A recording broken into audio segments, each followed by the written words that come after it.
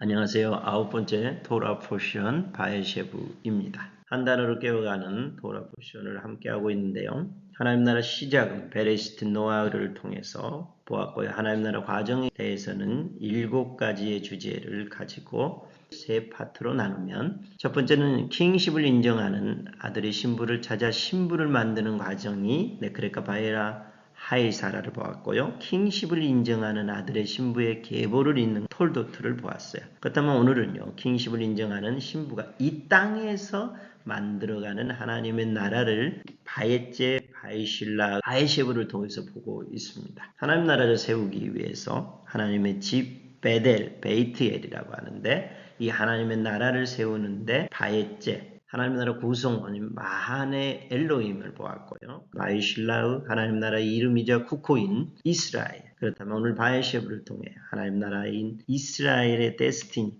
운명은 무엇일까? 바에셰브 아홉 번째 창세기 37장 1절부터 40장 23절까지 야곱이 그 땅에 살았다. 바에셰브는 가장 유명한 본문들로 구성되어 있습니다. 37장 요셉의 꿈과 노예로 팔려간 사건, 그 다음에 요셉이 보디발의 집에서 노예 생활하고 또 왕궁의 감옥에 갇혀서 생활하는 것. 가장 유명한 본문이고 가장 많은 설교를 들었을 것입니다. 그렇지만 38장은 엉망진창인 유다와 다말 사건인데 이 본문은 이해하기 가장 어려운 난해한 본문입니다. 이 두 개가 함께 합쳐져 있습니다. 바에제는 하나님의 군대, 마하네 엘로임, 바이실라는 이스라엘 땅, 이 바에셰브는 무엇일까요? 한 단어로 얘기하면 하나님 나라인 이스라엘의 데스티니, 운명이라고 오늘은 번역하고 싶은데 이스라엘의 운명은 한마디로 얘기하면 에후다와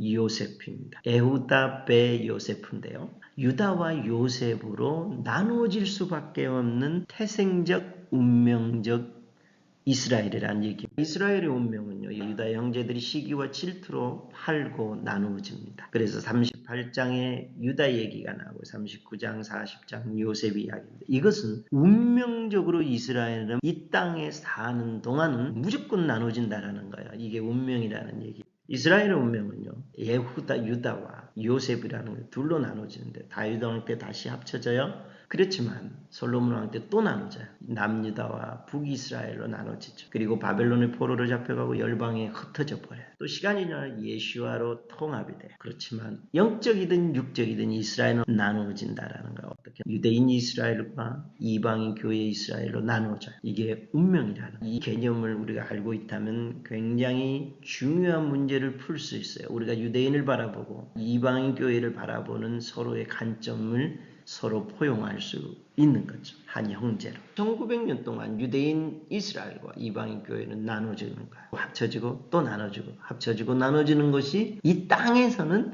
어쩔 수 없는 운명이라는 겁니다. 이방인 교회가 이것을 알았다면 우리의 한쪽인 유대인을 위해서 우리는 기도하고 1900년 동안 그들을 향해서 뭔가를 해왔을 거라는 마음이 있고요. 그럼에도 불구하고 지금 굉장히 중요한 일을 하고 있다고 생각합니다. 왜 그럴까요? 이스라엘의 운명이 이럴까요? 그것은 우리가 설명하기 어려워요. 그럼에도 불구하고 인간은 죄성, 본성적으로 시기와 질투를 통해 나누어진다는 거. 이게 전민족적으로 일어난 일들이잖아요. 그렇지만 이 본성적 나눔을 하나님은 사용하셔서 하나님의 비밀, 신비로 만든다라는 거. 그래서 유대인 온 이스라엘의 구원과 이방인 온 열방의 교회를 통해 구원하는 모든 사람을 구원하기 위한 하나님의 신비라는 거야. 로마서 9장, 10장, 11장처럼 이것은 놀라운 하나님의 비밀로 인간의 본성적 나눔을 사용하신다라는 거죠. 그래서 이스라엘의 운명은 유다와 요셉으로 나눠지지만 예후다, 유다의 데스티니가 있고 요셉의 데스티니가 있다는 거예요. 그래서 그들은 각각이 운명적으로 끊임없이 보존하고 추구하는 게 있다는 거예요. 이것을 각각의 부르신 역할이라고 하는데요.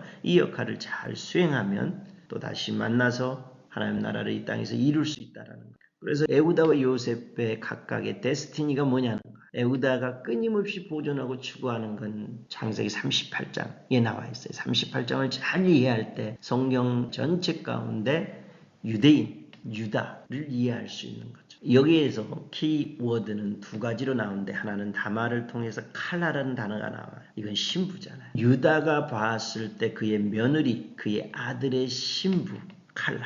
11절, 16절, 24절 세 번 나와요. 굉장히 중요하다는 의미죠. 그리고 또 하나는 의라는 게 나와요. 짜다크 26절에 나오는데 이건 다말이 속여서 시아버지와 동침했을 때 임신해서 잡혀가면서 인장과 끈과 지팡이를 보여주면 이게 누구 거냐고 물었을 때 예후다가 보면서 뭐라고 얘기해요. 나보다 의롭다 내가 나의 아들 셀라를 그에게 주지 않았기 때문이다라고 얘기하면서 의를 얘기해요. 그러므로 유다의 운명은요. 끊임없이 보존하고 추구하는 것은 하나님의 칼라, 신부로서 의를 추구하는 존재가 돼요. 의라는 건요. 다말의 죄가 없어진다는 얘기는 아니에요. 다말은 성경에서 말하는 행해서는 안 될 죄를 지었어요. 그럼에도 불구하고 그가 행했던 그것을 뛰어넘는 하나님의 의로 그를 덮어버린다라는 거. 저와 여러분은 하나님 앞에 죽을 수밖에 없는 존재예요. 그렇지만 예수와의 의로 우리를 덮어버렸듯이 오늘 다말이 그 일이라는 거야. 그만큼 다말은 하나님 나라의 의를 추구했다는 거야. 그러므로 이 에우다는요. 운명적으로 끊임없이 보존하고 추구하는 건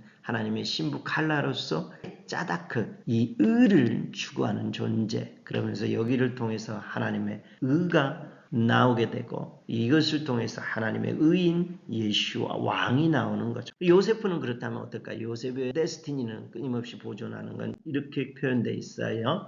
바예히 아도나이 에트 요셉 하나님이 그와 함께 하셨고 바예히 이시 맞질리하 형통한 자가 되다. 그는 형통한 자다. 왜? 하나님이 함께하면 이게 요셉의 데스티니. 이걸 한마디로 얘기하면 하나님이 함께 하시고 형통한 자라는 얘기예요. 2절, 3절, 21절, 23절. 그래서 요셉을 너무 좋아해요. 이방인 교회들이. 이방인 교회가 가장 좋아하는 건 요셉이라고 생각해요. 왜요? 이방인 교회의 역할이자 운명적으로 끊임없이 보존하고 추구하는 건 하나님의 함께 하심과 유대인을 섬기고 온 열방을 섬길 수 있도록 그들이 형통한 자가 되는 것. 그래서 이방인 교회가 1900년 동안 형통했고 하나님의 함께 하셨고 그러면서 유대인을 섬기고 온 열방을 섬기기 위한 거죠. 그래서 지금은 유대인을 섬겨야 할 때가 왔다라고 보는 겁니다. 그래서 유다와 요셉의 운명적으로 끊임없이 보존하고 추구하는 것은 유다는 칼라와 짜디크고요. 요셉은 함께하다 형통하는 거예요. 유다의 운명은요. 칼라, 짜다크 보존하고 계복. 라인을 잇고 하나님 나라에 속한 그 신부의 라인을 얻고 거기서 왕을 나오게 하는 킹이 나오게 하는 예수아가 유다의 후손으로 나올 수 있도록 그의 의를 보존하는 것이 유다의 운명적 부르심이에요. 그리고 요셉은 어떻게 할까요? 형통하고 축복하고 뻗어나가는 거예요. 그래서 열매 맺고 복음을 전파하고 열방을 선교하고 열방을 향해서 이방인의 충만한 수가 될 때까지 번성하고 교회를 세워가는 거예요. 이것이 운명이에요. 이 바엘제바의 신라 바엘요셉을 통해서 하나님의 군대와 이스라엘을 벗고 유다와 요셉이 있었는데 요셉을 통해서 하나님의 나라가 세워졌는데 그렇다면 이스라엘이 이 땅에서 만드는 하나님의 나라는 결코 둘이 하나 될 수 없을까요? 그러면 이 땅에서는 영원히 둘로 나누어지는 건가요? 요셉과 유다의 운명은요. 둘이 하나 되는 그날이 언제일까요? 언제 만날 수 있어요? 이것은 밑개츠, 10번째 밑개츠부터 바이가시 바이를 통해서 드러나게 되는데 지금 시간이 밑개츠 바이가시 시간이라고 생각해요. 그래서 굉장히 중요한 종말에 관한 이야기가 다음 시간부터 시작되겠습니다. 감사합니다.